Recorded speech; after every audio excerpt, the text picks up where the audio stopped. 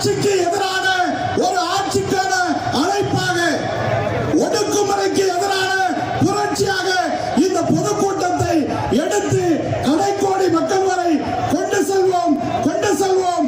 அதற்காகத்தான் தாய்மொழி தமிழை அரியணையாற்றுவதற்கான இருந்து இறக்குவதற்கு பாரதிய ஜனதா கட்சி போர்க்களம் கொண்டு இன்றைக்கு போர்க்களத்தின் போர் முரசை திருச்சியில இருந்து ஒலிக்கிறது. இந்த முரசு ஒலிக்கின்ற இந்த முரசு போர் முரசு போர் படையை திரட்டி சென்ட் ஜார்ஜ் கோட்டையிலே பாரதிய ஜனதா கட்சியுடைய கொடியை ஏற்றி வைக்கிறவனை ஓயாது என்பதை மட்டும் மனதிலே வைத்துக் கொண்டு நம்முடைய போர்க்குணத்தை குறைக்காமல் தொடர்ந்து போராடுவோம். எது வரினும் அது எப்படி வரினும் அதை சந்திக்கிற ஆற்றல் படைத்த மறவர் கூட்டம் இங்கே இங்கே இங்கே இங்கே என்று நாம் வீரமிழக்க விடுவோம் என்று சொல்லி தேசம் காப்போம், தமிழகம் வெல்வோம், இதுதான் நம்முடைய முழக்கமாக இருக்க வேண்டும் என்று சொல்லி வாய்ப்புக்கு நன்றி கூறி விடைபெறுகிறேன். நன்றி, வணக்கம்.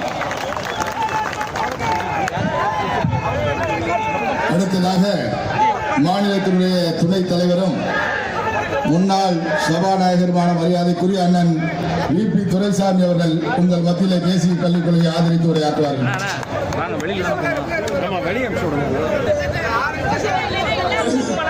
மாபெரும் பொதுக்கூட்டத்தில்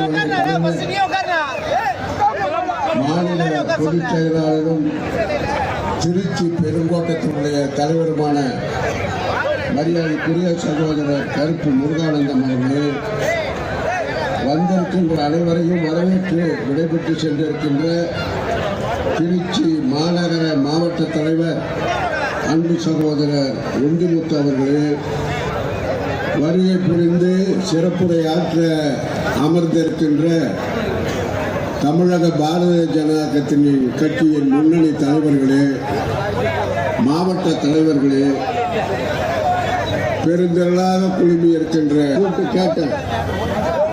இருட்டுக்கடை அல்வா வாங்கிறதுக்கு வரேன்னு சொன்னாரு.